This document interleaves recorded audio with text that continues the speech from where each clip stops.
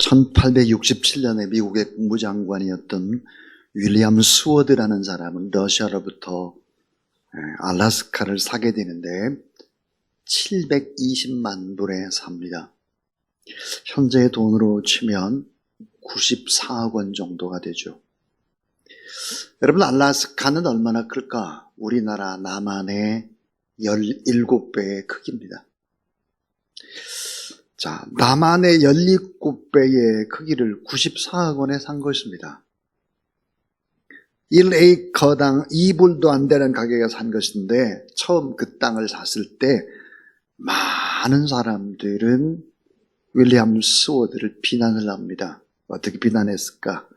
알래스카는 스워드의 얼음 상자다라고 조롱을 했고, 어떤 사람들은 알래스카는 스워드의 무용지물이다, 장난감이다, 이렇게 말했습니다. 그러나 지금의 알래스카는 어떻습니까? 미국의 보배주요 금광입니다.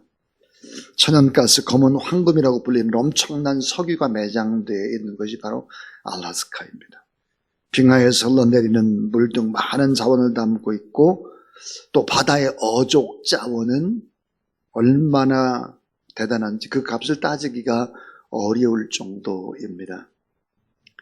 하나님은 개발되지 않는 금맥 알래스카보다 또 더 놀라운 존재, 사도 바울을 예정 선택 훈련하셔서 세계의 심장부라고 하는 노마로 복음을 전가하기 위해서 보내는 것입니다. 오늘 하나님 앞에 예배드린 여러분의 삶들을 생각해보고 여러분 자신을 돌아보면 여러분은 개발되지 않는 금맥과도 같고 개발되기를 기다리는 숨은 보석과도 같죠. 왜 그럴까요? 우리를 너무나 아끼셨던 하나님께서 우리를 예정 선택하시고 때가 되면 부르셨죠. 자기 아들 예수 그리스도를 십자가에 못 박혀 매달릴 만큼 그렇게 우리가 소중한 존재인 것입니다. 뿐만 아니라 사도 바울이 쓴 복음의 해설서를 통해서 우리를 성숙한 일꾼으로 지금도 양육을 시켜주고 계십니다. 자, 오늘 한번 이런 가정을 한번 해보시기를 바랍니다. 이런 가정.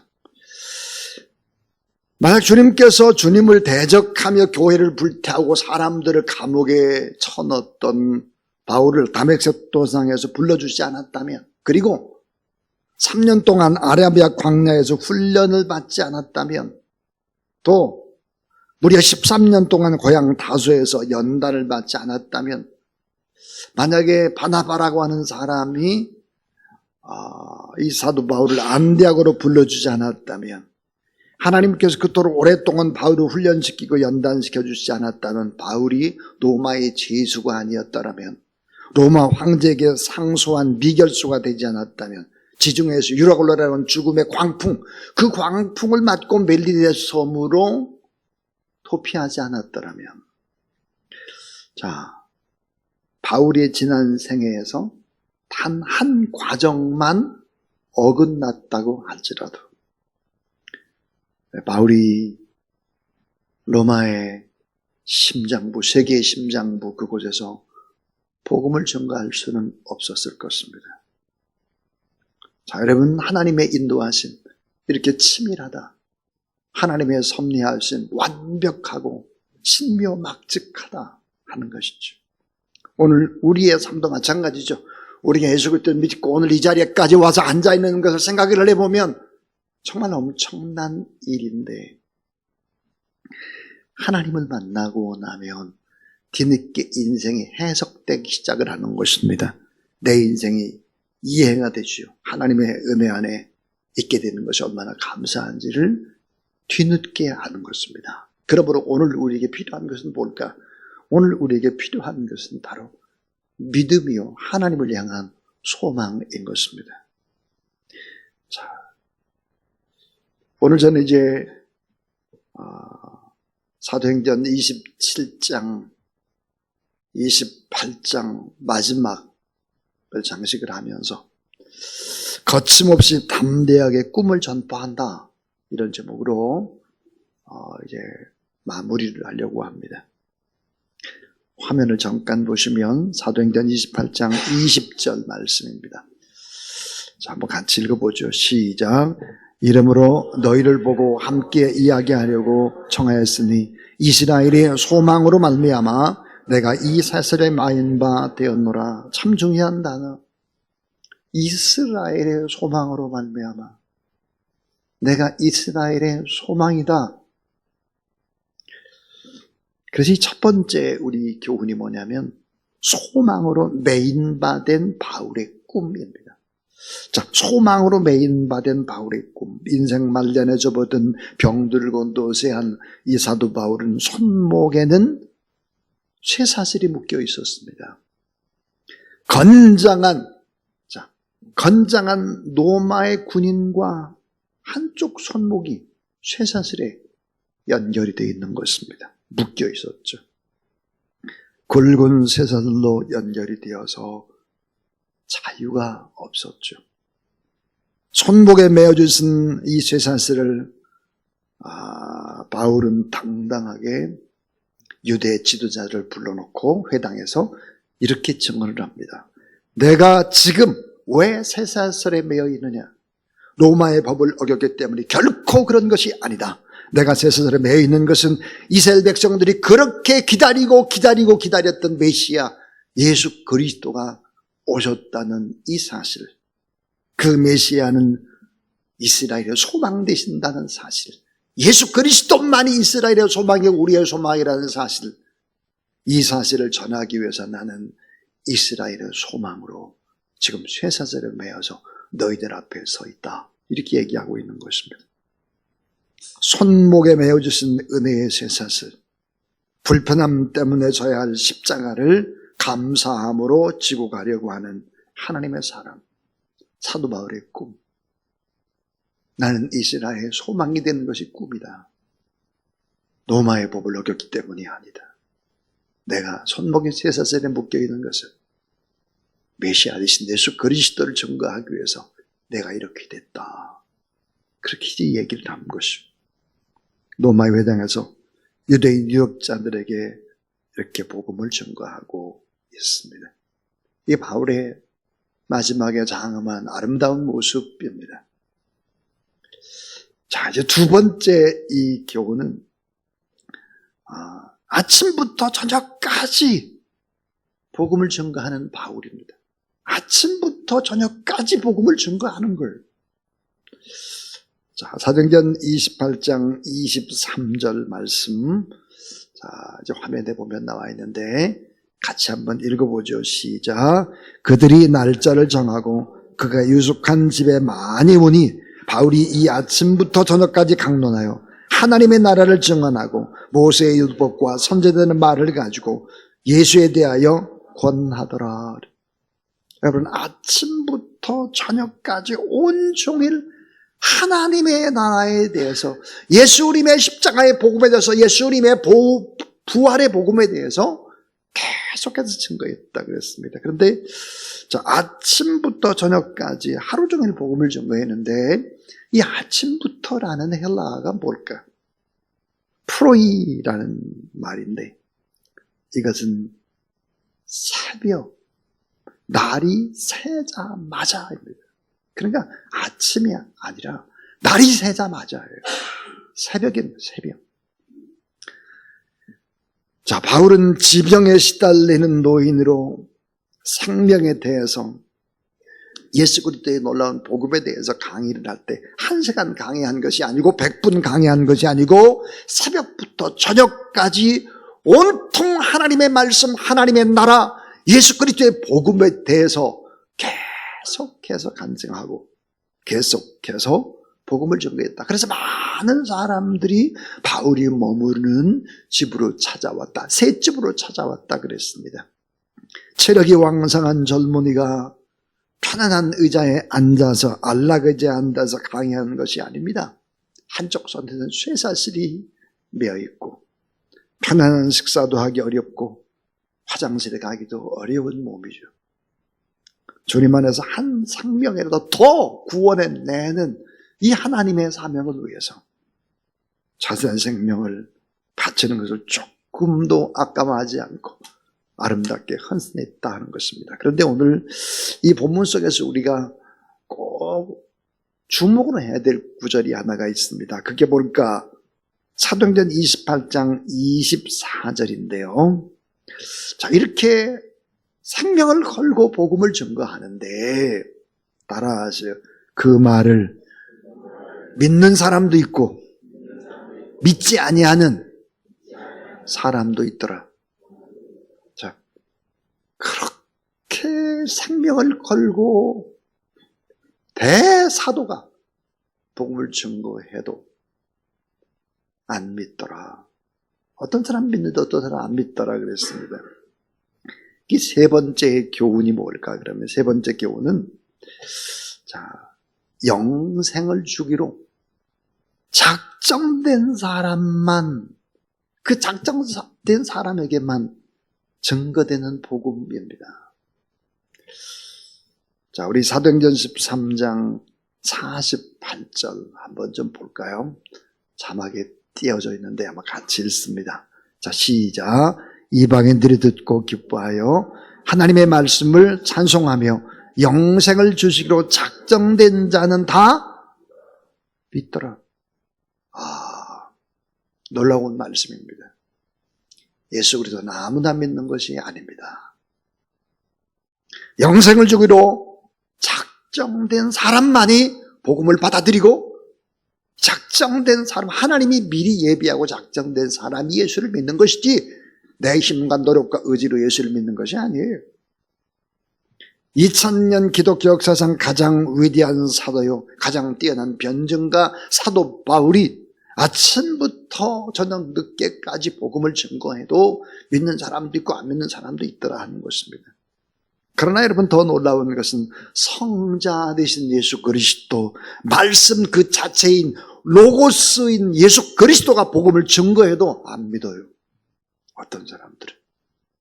많은 유대인들 상당수는 예수님의 설교를 들었던 사람들인데 예수님을 십자가에 못 박혀 죽으시오 소리치는 사람들, 예수님의 설교를 들은 사람이 상당수의 사람들이었습니다. 심지어 무려 3년이란 긴 시간 동안 가르침을 받았던 가롯 유다 제자도 은 30냥에 예수 그리스도를 팔아 넘겼던 것입니다. 그러니까 믿는 사람도 있고 안 믿는 사람도 있다는 거예요. 조금 전에 우리가 읽었던 이방인들이 듣고 기뻐하여 하나님의 말씀을 찬송하며 영생을 주시기로 작정된 사람은 다 믿더라 그렇습니다. 오늘 여러분 이 심야기도에 와서 우리가 하나님 앞에 앉아있는 여러분, 내 의지로 이곳에 왔고 내 생각과 결단으로 왔다고 생각하면 안 되는 거예요. 하나님께서 구원을 주기로 작정돼서 오늘 이 자리에 왔고 하나님의 진리의 말씀을 듣고 있다는 사실을 믿으시기를 바랍니다. 아멘입니다. 아멘. 자, 사도 바울이 증가하는 복음을 듣고도 안 믿고 돌아가는 사람, 예수 그리스도가 증가한 복음도 안 믿고 돌아가는 사람, 예수님 십자가에 못 박혀 돌아가실 때도 밑에 있는 많은 사람들은 비웃었단 말이에요. 사도 바울 복음을 수없이 증거했을 때도 많은 사람들이 그냥 돌아갔습니다. 자, 아마 이런 얘기했어요. 무슨 헛소리야. 지금 제 자신도 구원하지 못하면서 한 손엔 쇠사슬에 매여 있으면서 무슨 엉뚱한 소리, 예수님이 십자가의 죽음과 부활과 이런 걸 논할 처지야? 자기가? 말도 안 되는 소리 한다고 비난하고 떠나갈 수도 있습니다. 유대인에게도 영생 주시기로 작정한 사람, 이방인에게도 영생 주시기로 작정한 사람에게 복음이 전거되고 구원받게 되는 것이 성경의 이게 원리고 원칙이라는 것입니다. 그러면 오늘 내가 이 자리에 와서 하나님의 말씀을 듣는 것이 결코 우연이 아니라 필연이요. 오늘 증거되는 하나님의 말씀과 우리가 부르는 찬양과 기도 속에서도 하나님은 반드시 역사할 수 있다, 이런 믿음을 갖는 여러분 되기를 바랍니다. 자, 이제 마지막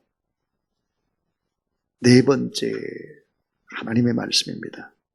거침없이 담대하게 복음을 증거하는 기적입니다. 자, 사도행전 28장, 사도행전의 맨 마지막 끝장 끝절입니다. 같이 한번 읽습니다. 시작. 하나님의 나라를 전파하며 주 예수 그리스도에 관한 모든 것을 담대하게 거침없이 가르치더라. 담대하게 그렇습니다. 거침없이.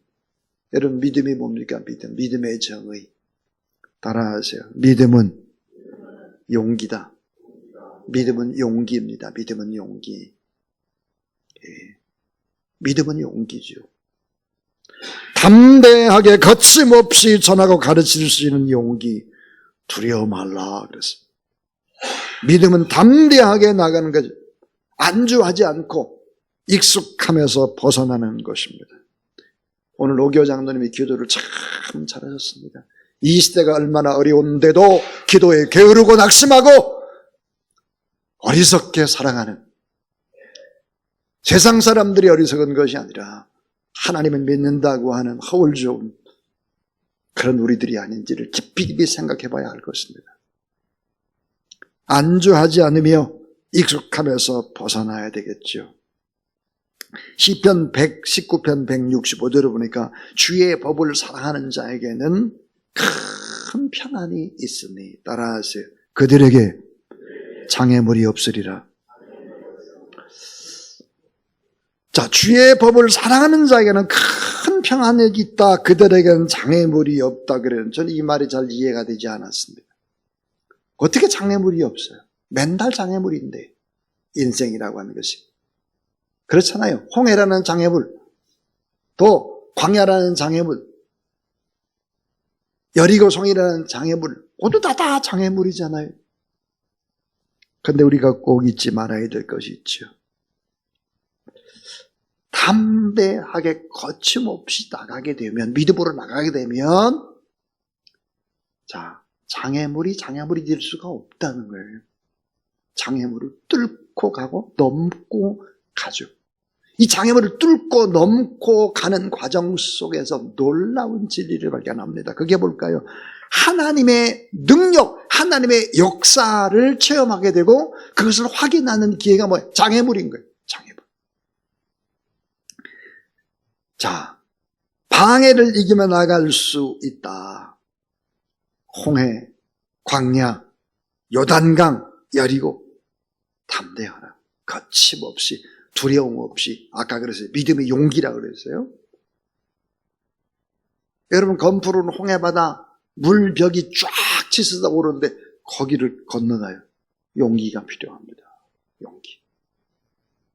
믿음은 담대합니다. 거침없이 나아가는 용기인 것입니다. 오히려 우리는 어떻게 될까요? 내 앞에 장애물이 있거나 문제가 있을 때 오히려 감사하는 그런 여러분 되길 주의 이름으로 축원합니다. 그게 믿음이 불평, 불만 하지 않고 오히려 장애물 앞에 감사하고 하나님 고맙습니다. 이 장애물을 제가 담대하게 거침없이 뛰어넘어 가겠습니다. 하나님 함께 해주세요. 그러니까 그 과정 속에서 뭘 체험해요? 하나님의 능력, 하나님의 역사를 내가 경험하는 걸. 하나님이 이렇게 살아계시고 나와 함께 이렇게 하시는구나 라고 하는 것을 체험하는 체험장이 뭐예요? 장애물입니다. 체험장이. 거침없이. 인생 말년의 바울은 최악의 상황 속에서도 하나님의 말씀을 거침없이 전하고 가르치고 기록할 수 있었습니다. 바울은 오늘 본문 이후에 잠시 석방이 됩니다. 그리고 주후 64년에 발생한 로마 대화재로 말미암아 네로 황제의 그리스도인들이 불을 질렀다. 그래서 그리스도인이 희생양이 되고 그리스도인들을 박해하기 시작을 하죠. 그로 인해서 다시 투옥이 됩니다. 로마의 감옥에서 다시 투옥이 되고 어떻게 될까요? 마지막 유언서인 디모데 후서를 거침없이 담대하게 기록하게 되는 것입니다. 유언서죠, 유언. 여러분 잘 아는 대로 바울은 공개적으로 참수형을 당해서 이 땅에서 그의 생을 마감합니다. 바울의 인생 퍼즐이 하나님의 섭리로 다 맞춰지게 된 것이죠. 여러분, 참 놀라운 진리를 오늘 이 본문 속에서 오늘 우리가 생각을 해야 될 것이 딱 하나가 있습니다.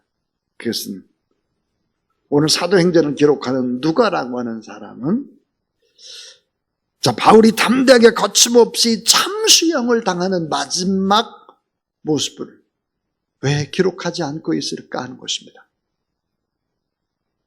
거침없이 살아온 바울의 용맹스러움과 충직했던 열정, 마지막 장엄한 참수형까지도 기록을 했으면 얼마나 좋겠나, 이런 생각을 우리는 할 수 있을 것입니다. 거침없는 하나님의 능력, 하나님의 사랑, 하나님의 섭리, 하나님의 은혜. 사도행전 29장 바울의 참수형 당하는 장엄한 장면을 성경은 생략하고 있습니다. 28장까지만 있지요. 왜 그럴까요? 영웅전을 지피라는 것이 아니기 때문입니다.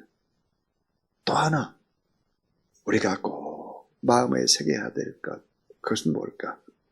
일상의 삶으로 거침없이 우리가 사도행전 29장을 써나가야 하기 때문에 그렇습니다. 삶으로, 산재물로 복음의 삶을 살아내야 할 사람들은 바울이 아니라 29장을 써야 될 사람들은 우리들이라는 거예요.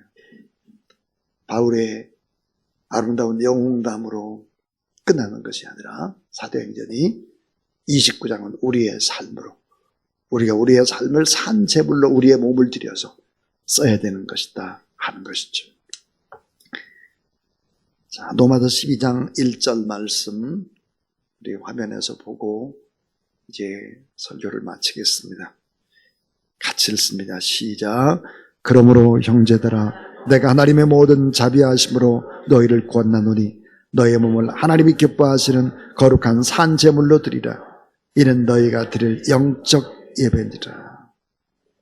거룩한 산제물로 드려서 우리의 매일매일의 일상의 삶들을 통해서 우리가 담대하게 거침없이 사랑하는 이야기들을 우리들이 사도행전 29장을 써야 할 사람들이다. 오늘도 여러분 금요 또 심해에 오셨는데 더 뜨겁게 간절히 우리가 하나님 앞에 부르짖어 기도해서 하나님의 뜻을 이루고 사도행전 29장의 거침없는 기적의 역사를 써나가는 저와 여러분 우리 모두 다 될 수 있기를 주의 이름으로 축원합니다.